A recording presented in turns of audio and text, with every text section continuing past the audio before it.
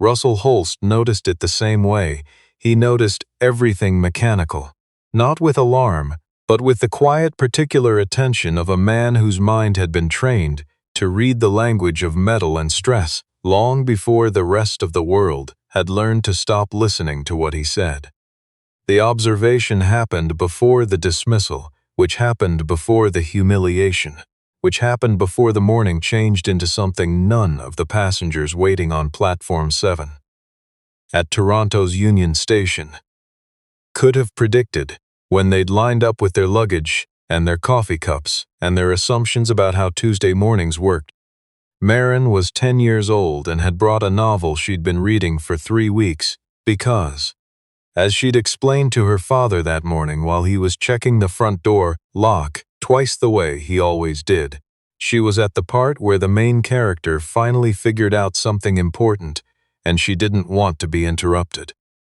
Russell had said that was a good reason. He had a bag of trail mix in his jacket pocket for her, and a thermos of coffee for himself, and a return ticket to Sudbury for the two of them, because his late wife's parents were turning 75 and 73 that week, and they hadn't seen Marin since Christmas. He was standing just beyond the yellow safety line at the edge of Platform 7, while Marin sat on a bench with her novel open and her backpack beside her. And he was looking at the coupling assembly between the second and third passenger cars with the focused, unhurried attention of a man who had spent 11 years learning what those assemblies looked like when they were right, and what they looked like when they weren't.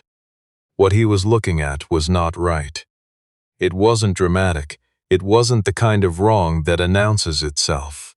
The surface of the coupling housing was seated flush at the contact points, the way it was supposed to be, and the retaining bolts showed no obvious corrosion or displacement.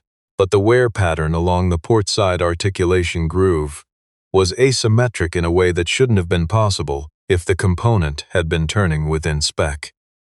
The groove on the starboard side showed the even, predictable wear of repeated motion under normal load.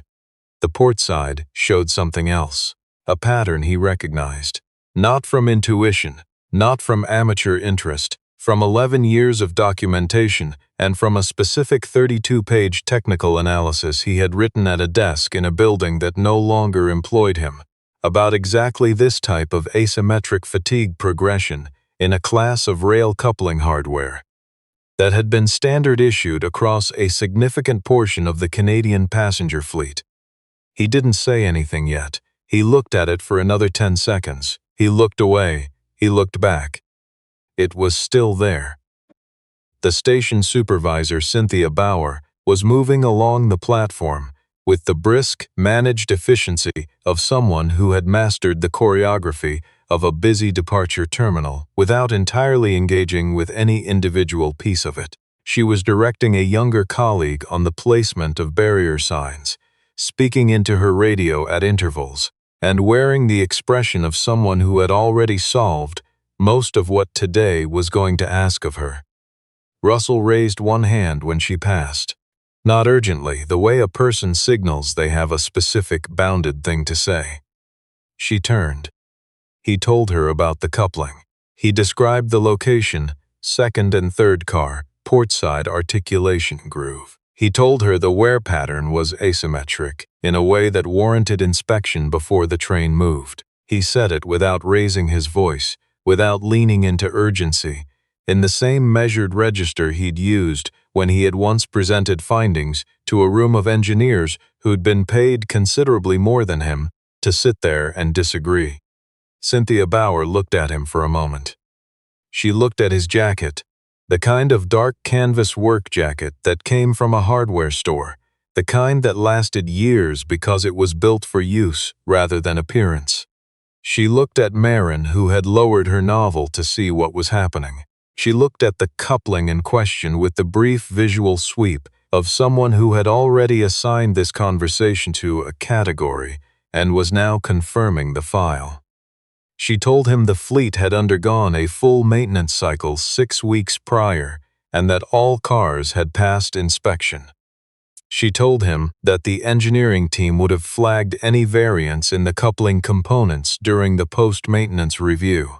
She told him, in a voice calibrated just loudly enough that the nearest cluster of waiting passengers could hear it without being directly addressed. That she appreciated his concern, but that what he was describing wasn't something a passenger would be equipped to evaluate from the platform. Russell said, with the same even tone, that the asymmetric wear pattern he was describing wasn't visible from distance and that he would like to show her specifically where to look. He said he understood she was busy. He said it would take less than a minute. She said she had a departure to manage. He said the coupling needed to be looked at before the train departed.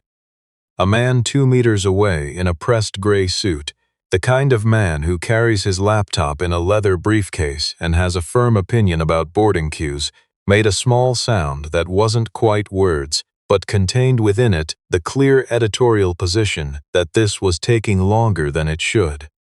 Cynthia Bauer drew herself up slightly and told Russell, and here the volume increased enough that the editorial man, a woman in a blue coat, and an older couple near the bench, where Marin was sitting, could hear it clearly, that she needed him to understand that the assessment of rail safety hardware was not something that could be performed by observation from a station platform by a member of the general public.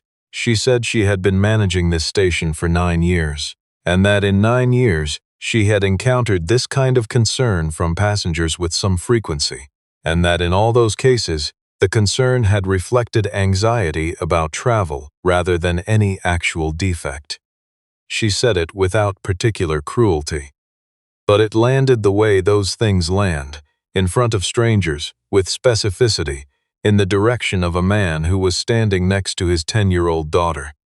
Marin had stopped reading. She was looking at her father with an expression that was still and careful. She was old enough to understand that something had just happened, and young enough that she was still sorting out what category it belonged to. The category that included the times other parents' dads came to school events in suits, and her father came in the canvas work jacket, was a category she already had a file for. This felt like it was opening that file. Russell felt it. The specific physical awareness of a parent who knows exactly what their child is processing without having to look directly at them. He looked at Marin for a moment. He looked back at Cynthia Bauer. He said quietly that he didn't need her to take his word for it. He needed her to have someone with the appropriate certification look at the portside groove of that coupling before the train moved. He said that what he was describing was consistent with progressive fatigue failure in a class of coupling hardware that had been flagged in at least one technical safety submission to Transport Canada, and that the conditions under which that type of fatigue became structurally significant were precisely the conditions of a loaded passenger train in motion. He said all of this without theater, without the trembling indignation of a maintain performing expertise. He said it the way a person states something they have already confirmed twice and do not need to prove to themselves. Cynthia Bauer's expression shifted into something that was not quite impatience and not quite contempt, but lived in the neighborhood of both. She told him that if he could not board calmly, she would need to reassign his ticket to a later service. He said he would wait for a later service if that was what she decided. He said the coupling needed to be inspected regardless. She turned and spoke into her radio with the purposeful brevity of someone closing a matter rather than escalating one. She said there was a passenger on Platform 7 who had raised a concern about the coupling assembly on cars 2 and 3, and that she needed a ground crew member to come confirm there was no issue so she could proceed with boarding. She said, confirm there was no issue rather than inspect the coupling. That distinction was not lost on Russell.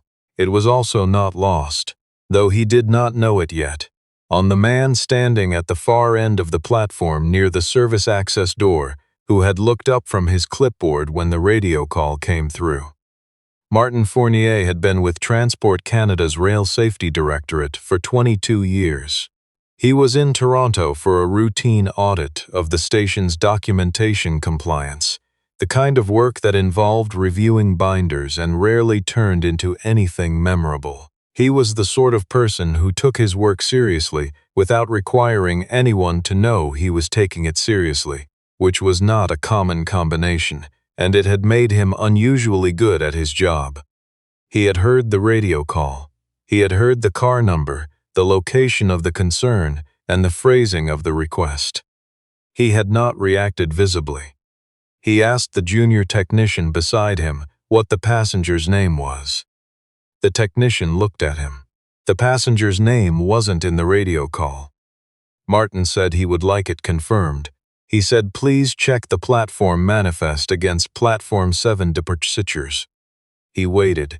He watched Cynthia Bauer return to managing her platform. He watched the man in the canvas jacket stand beside a bench where a child had put down her book, and was watching her father with the steady measuring attention of a child who knows that adults are navigating something important. The technician came back with the manifest. The passenger in seat 14B, Platform 7 departure, Sudbury service, was listed as Russell Holst. Martin Fournier put down his clipboard. He had not expected to hear that name on a Tuesday morning in Toronto. 11 years ago, as a relatively junior analyst within the directorate, Martin had been part of an internal review triggered by a technical submission filed externally by an engineer named Russell Holst, who had worked for a company called Meridian Rail Systems. The submission was a structural fatigue analysis, 32 pages of close, rigorous documentation of a failure sequence in a class of coupling hardware used widely across the Canadian passenger rail fleet. The submission was specific. It was methodically sourced. It documented the failure conditions with a precision that the directorate's own review team had noted in internal correspondence was substantially higher than what they typically received from external submissions. The problem was the timing. Meridian Rail Systems was in the middle of a major contract renewal with one of the country's largest carrier operators. The technical submission had arrived 6 months before the renewal was due. The finding, if implemented, would have required accelerated maintenance inspections across a significant portion of the fleet at a cost that the carrier had characterized in communications that were technically confidential, but practically not, as prohibitive. The submission had been acknowledged. A review had been initiated. The review had reached a finding of further monitoring recommended rather than immediate action. The coupling hardware had remained in service under standard inspection protocols. Russell Holst had left Meridian Rail Systems 14 months later under circumstances that had produced no formal documentation connecting his departure to the submission. Martin had thought about that submission on and off in the years since. The way you think about a thing that resolved poorly and that you don't have a clean way to account for. He had referenced its methodology twice in internal training materials. Not the submission itself, not the author's name, just the analytical framework, because it was genuinely sound, and because sound analytical frameworks were not so common that you discarded them out of administrative discomfort. He walked down Platform 7. The effect of a Transport Canada Rail Safety Director walking the length of a departure platform without announcement was the same as it was anywhere in a regulated environment. A shift in attention, a change in the ambient quality of the space, a subtle and involuntary straightening of posture among the people who understood what the insignia on his jacket meant. Cynthia Bauer noticed. Her expression changed. Martin walked to the bench. He looked at the man in the canvas jacket and at the child beside him who had closed her novel over one finger to hold the page. He introduced himself by name and title without preamble. He asked if the man he was speaking to was the Russell Holst who had worked at Meridian Rail Systems and who had filed a technical submission to the directorate in 2013. The platform had gone the particular kind of quiet that comes when passengers in a departure area understand that what is happening nearby is not a routine interaction. Russell looked at him. There was something in the pause before he answered, not hesitation, not calculation. Something closer to the feeling of a person who has spent a long time being a fact that no one was willing to place in the correct file, now standing in front of someone who was holding the file. He said yes. He said it simply, like a man confirming his own name.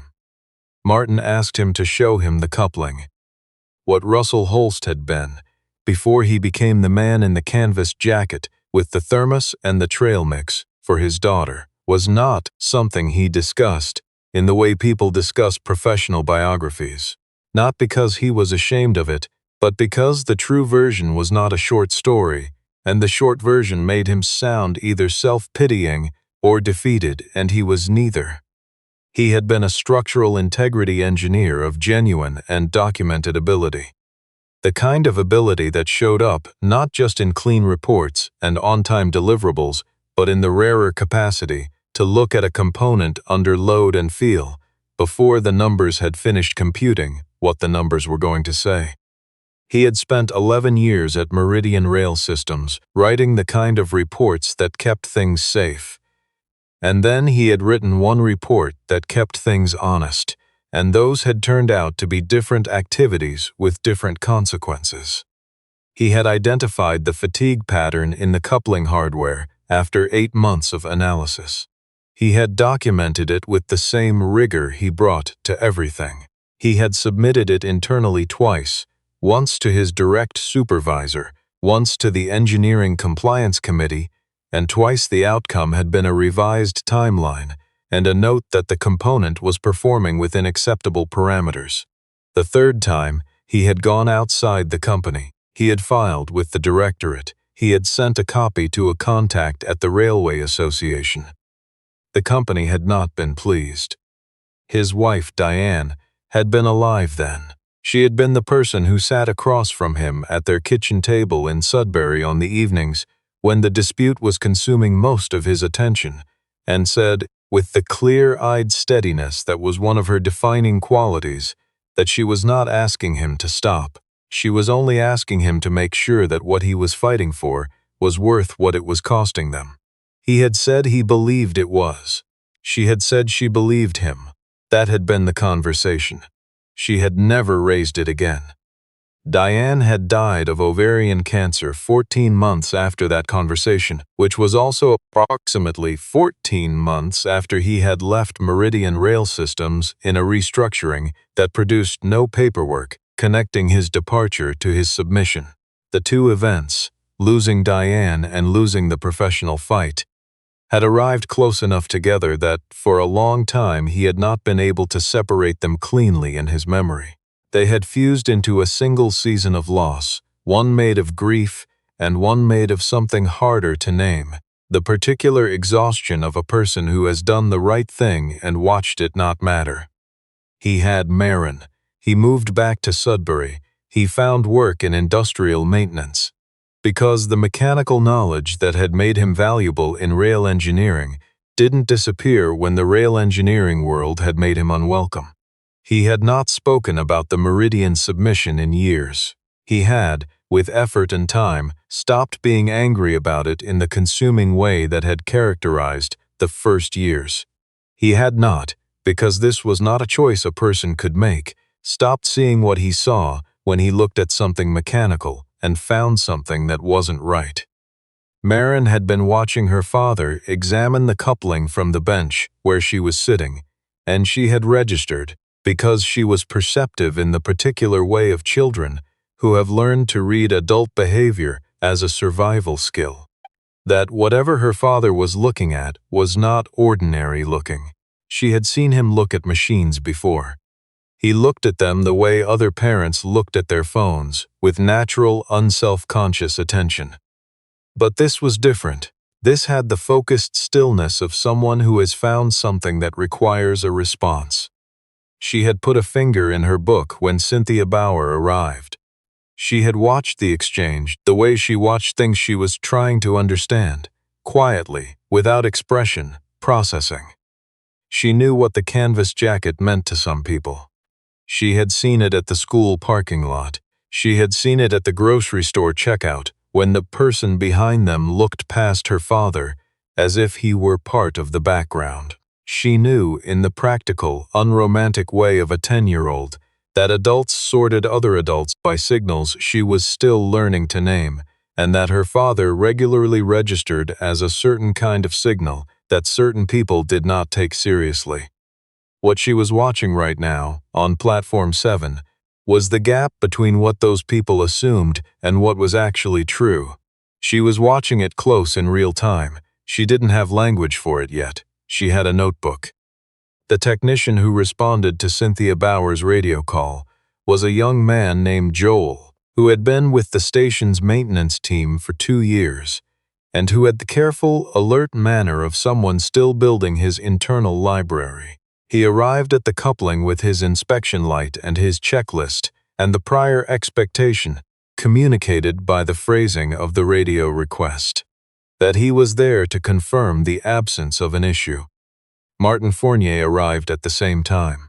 Cynthia Bauer, understanding that the situation had changed configuration, followed. Russell crouched beside the coupling. He pointed to the articulation groove without touching it.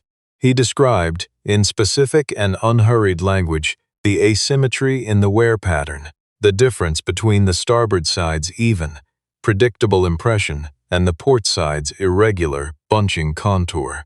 He described what that asymmetry indicated structurally.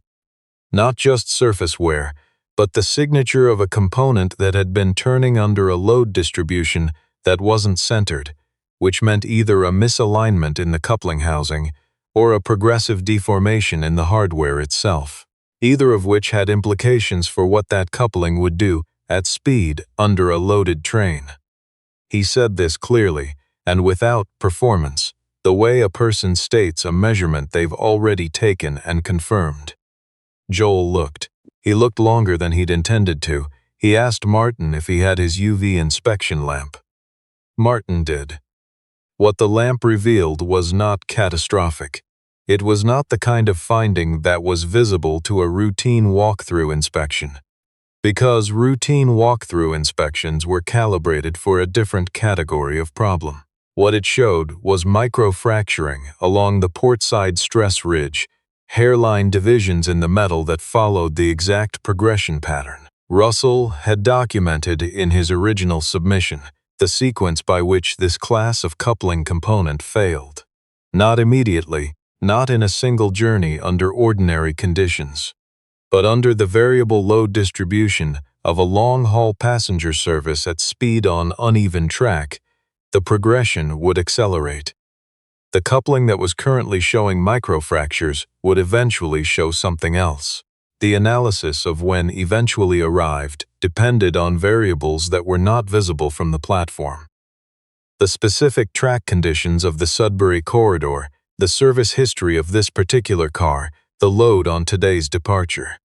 None of those variables were favorable enough to dismiss the finding. Joel took photographs. He and Martin spoke in low voices. Then Joel said what needed to be said, that the car should be removed from service pending a full inspection, and that the inspection should include the adjacent coupling assemblies on all cars in the consist, because if one was showing this pattern, the others warranted checking. He said one more thing. He said that the wear signature matched a documented failure type that had been flagged in a technical submission to the directorate more than a decade ago. He said he'd seen that submission referenced in training materials. He looked at Russell when he said it, not with fanfare, just with the straightforward acknowledgement of someone recognizing a source. Martin was already on his phone. The passengers on Platform 7 were redirected to a secondary waiting area, while the car was pulled from the consist and a replacement was brought into service. It took 2.5 hours.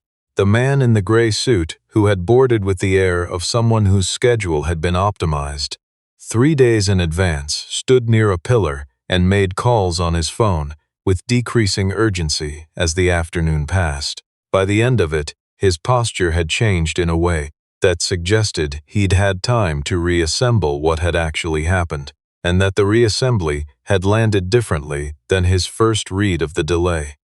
He found Russell near a charging station, where Marin had fallen asleep against his shoulder, her novel open face down on her lap to hold the page. The man introduced himself without the laptop bag's authority.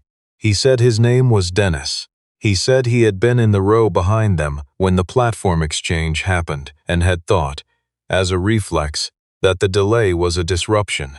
He said he wanted to say clearly now that he was glad it had happened. Russell shook his hand. He did not say it was no problem, because it had been one, just not the kind Dennis had initially thought. He said he appreciated the acknowledgement.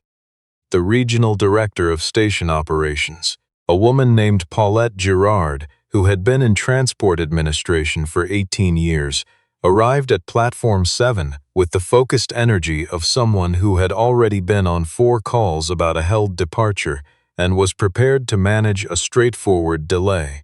She walked instead into a conversation between a Transport Canada director and a former industry engineer that changed the nature of what she was managing entirely.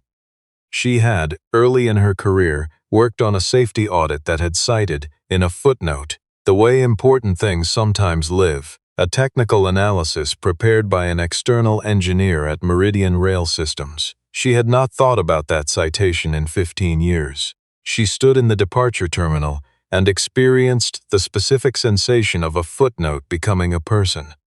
And that person was the man in the canvas jacket that a member of her station's supervisory staff had told to stop pretending he understood trains.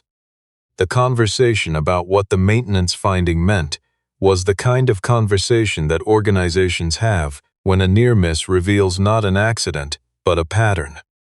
The coupling component had been inspected 6 weeks prior. It had passed. The inspection protocol that had been applied was the standard one. There was an enhanced protocol, written into a service directive issued 8 years ago by the Directorate, that applied specifically to this class of coupling hardware in this age range of rolling stock. The enhanced protocol had been designed to catch exactly what the standard protocol could not see. Whether it had been consistently applied across this maintenance cycle was now a question that required an answer, and the answer was not going to be comfortable. This, Russell recognized, was the same pattern, not the same hardware, not the same company, not even the same decade, the same underlying logic. The quiet institutional habit of treating maintenance as a cost to minimize and small signals as things that could be rounded off without consequence, until the moment when the rounding revealed itself as a debt that someone else would have to pay. A Transport Canada field investigator named Sandra Liao arrived at the station 40 minutes later, having been called by Martin when the coupling inspection results came through. She moved through the conversation with the brisk, precise manner of someone who distinguished clearly between what needed to be said and what merely needed to be thought, which was the combination Russell had always found most trustworthy in regulators. She reviewed the photographs. She reviewed the service directive. She asked the station team a series of questions that made clear her interest extended well beyond Platform 7 and today's departure. She asked to speak with the passenger who had identified the coupling. She met Russell at a table near the terminal's secondary waiting area. Marin was awake by then and eating the trail mix that had been in Russell's jacket pocket since morning. Sandra introduced herself and said, without prelude, that she intended to cross-reference the microfracture pattern against the technical submission he had filed in 2013, and that if the maintenance deviation pattern was present across other cars in the same fleet pool, the scope of the review would need to expand significantly. Russell listened to this and felt something that wasn't quite satisfaction, wasn't quite relief, and wasn't quite peace, but that existed in the vicinity of all three. The particular feeling of a thing that has been true for a long time, finally being placed in a room where it was allowed to be true. He had not come to Union Station that morning to be right about anything. He had come to take his daughter to Sudbury to see her grandparents, who were getting older and who had not seen Maren since the holidays, and who still kept Diane's photographs on the mantelpiece in the living room, where Maren liked to look at them without asking her father to explain what she was feeling. He looked at Sandra and said what he thought needed saying, which was that the service directive deviation was almost certainly not an isolated outcome, that the operational culture which had produced it was systemic, and that any review focused narrowly on this coupling, without examining the conditions that had allowed the inspection shortfall to continue for 8 years, would produce a finding without a remedy.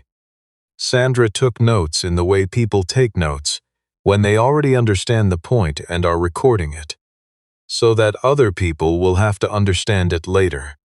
Russell said, half to himself and half to the table, that systems don't fail because of one worn part. They fail when enough people with the authority to act decide that the signal isn't worth slowing down for. Cynthia Bauer found Russell near the gate door when the replacement consist was finally ready for boarding.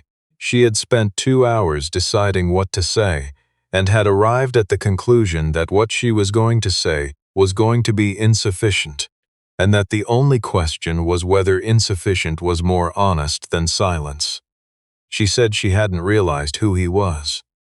Russell looked at her for a moment and said she hadn't needed to know who he was to hear what he was saying. He said it without heat or performance. The way a person states a principle they have repeated so many times internally that it has stopped requiring emotional reinforcement.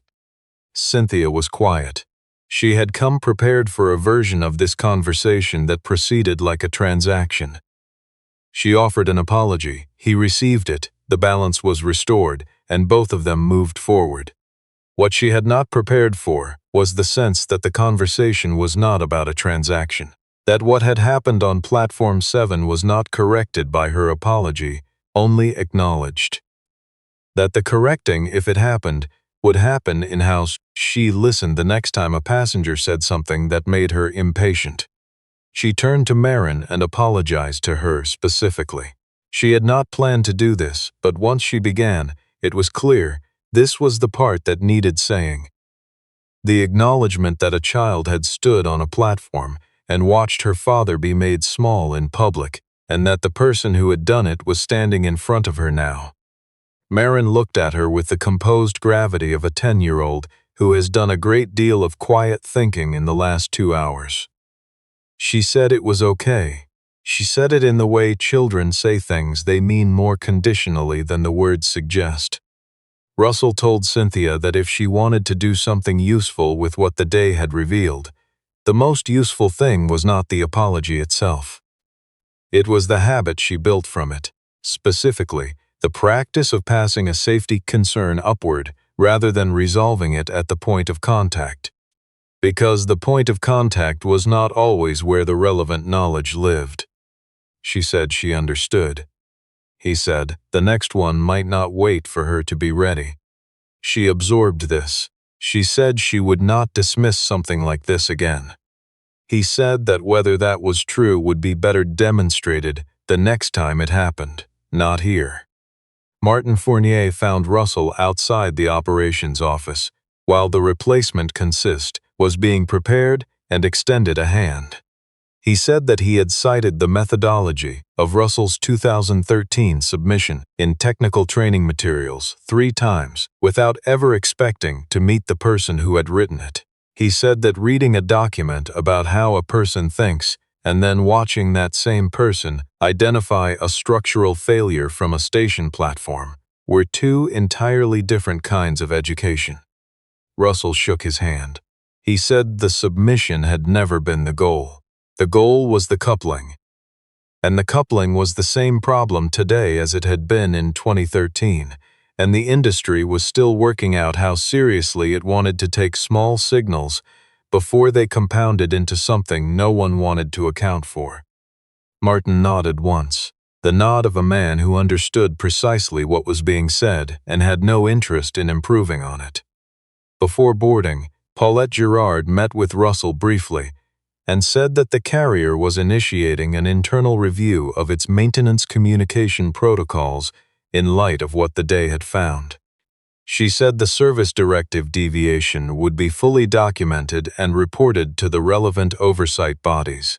She said that the way his initial report had been received on the platform did not reflect the organization's stated values. She said that word, stated, with the small, careful precision of a person who understood the distance between stated values and demonstrated ones. She said the carrier was forming an independent safety advisory committee and asked whether he would be willing to be considered for a consulting role. Russell did not answer immediately. He looked out the window of the operations office at the tracks below, where ground crews were moving with the deliberate, practiced efficiency of people who understood that their work was the physical infrastructure of other people's safety. He thought about Marin, who was sitting in the waiting area with the trail mix and her novel, and the particular self-contained composure of a child who had understood today as something important without yet being able to say exactly what. He thought about Diane, who would have known what to say about this moment and who was not here to say it. He thought about the 2013 submission and what it had cost, and about the coupling on Platform 7 and what finding it had meant. He said he would consider a consulting role under specific conditions. He said the carrier's passenger-facing staff needed training not just in the technical characteristics of safety reports, but in the non-discriminatory handling of them. That the value of a safety observation was entirely independent of the appearance, profession, or economic circumstance of the person offering it, and that training which didn't address this directly was not adequate training. He said the maintenance deviation findings from today needed to be shared with the broader maintenance community, not addressed internally and filed as an isolated incident, because a systemic problem treated as an isolated incident would simply recur under the next set of favorable conditions. And he said that his 2013 submission needed to be formally reviewed in the context of today's findings, not because he required vindication, but because the submission contained documented analysis that was clearly still relevant, and that had been sitting unused for 11 years while the infrastructure it had tried to protect continued operating. Paulette said all three conditions were ones she could pursue formally. He said he would wait for a formal proposal. He said he was not looking to return to the industry to prove something he already knew was true. He said he was only willing to return if the return produced outcomes that helped the people on these trains. People with children, people visiting family, people trying to get from one place to another in the way ordinary life required. Hear something honest when they needed to. He left the operations office, collected Marin from the waiting area where she had eaten most of the trail mix, and finished 2 more chapters and walked toward the gate. The replacement train was a slightly different configuration, newer overhead fixtures, a different shade of upholstery. But Marin chose the same window seat she'd had in the original consist, which Russell noticed and found quietly significant. She looked out at the tracks with the settled attention of someone who has made a decision about something. Without quite naming the decision, the afternoon light through the station's high windows had shifted from the flat brightness of early day to something warmer, the way light changed in Toronto in late afternoon, when the season was beginning to turn. Russell sat beside her. He ran his hands once along the armrests the way he always did, not anxiously, but with the habitual attentive self-orientation of a person who notices the physical world they inhabit. The conductor who moved through their car doing the departure check reached their row and addressed Russell by name. Not Sir, not Folks, but his name, looked up from the manifest with the straightforward intention of someone who had learned something about the afternoon. Russell heard it. Marin heard it. The woman in the row ahead who had been on Platform 7 that morning heard it too and filed it in the category of small corrections that carry proportionate meaning. The train moved out of Union Station and the city opened up around it, and then began to give way to the wider, quieter landscape of northern Ontario. And the light on the rock cuts and the birch trees had the quality that Russell associated with the drive to Sudbury and with Diane, and with the particular weight and texture of going back to a place that held both grief and warmth in roughly equal measure. Marin had taken out her notebook. She wrote, "My dad sees things that other people look at without seeing." She didn't show it to him.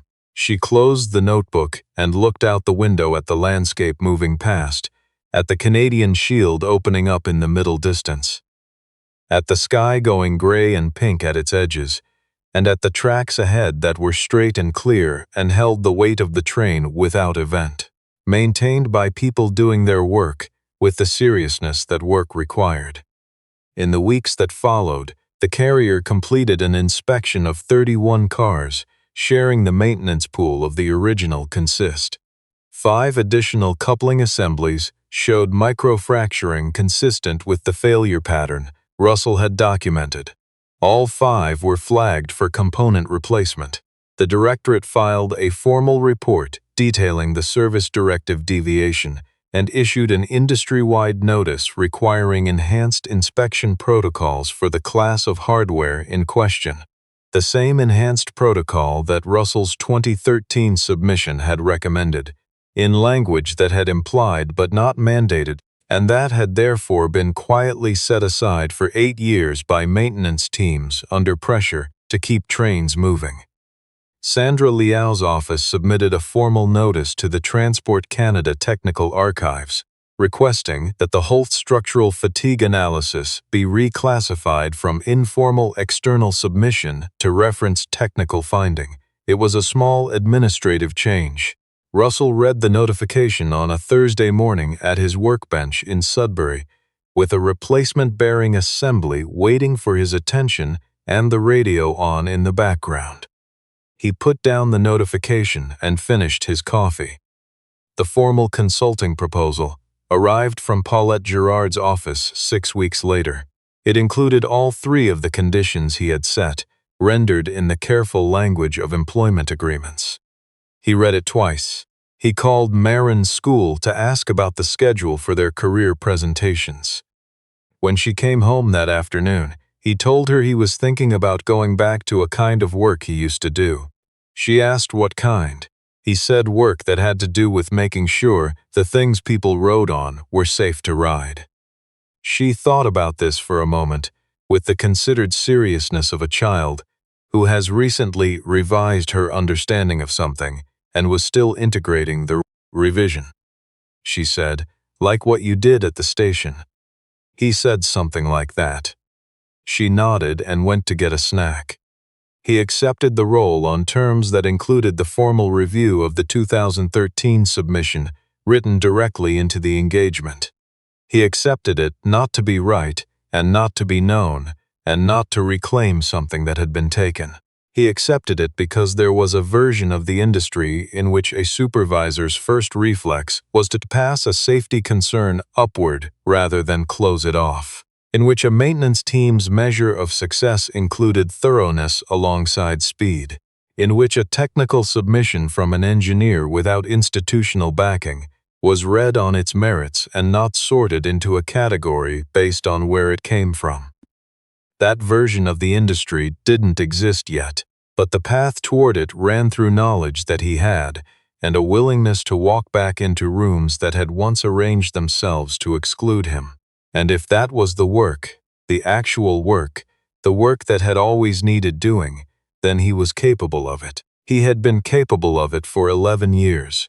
The industry had simply needed longer than that to figure out what to do with him. On the morning of Marin's school career presentations, she stood at the front of her classroom with her notebook in her hands and introduced her father to her classmates, not as the man who maintained industrial equipment, and not as the man who used to work in rail engineering, but as the man who had looked at a train coupling in a station and decided that what he saw was worth saying out loud, even when the people around him had already decided it wasn't. Russell sat at the back of the room in a chair, scaled for someone a third of his size, and listened to his daughter describe him, and felt something he had not felt in a long time.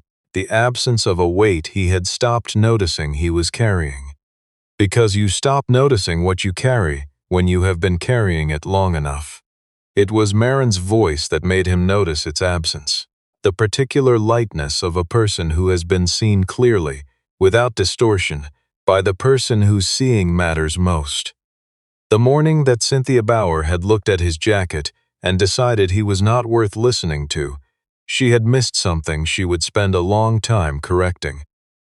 But when Martin Fournier had heard his name and walked the length of a platform without announcement, an entire departure terminal full of people had been reminded of something the industry had been slow to absorb: that the most important voice in the room is not always the one attached to the most credentialed-looking person in it, and that the warning no one wanted to slow down for was precisely the one that most needed, urgently and without delay, to be heard.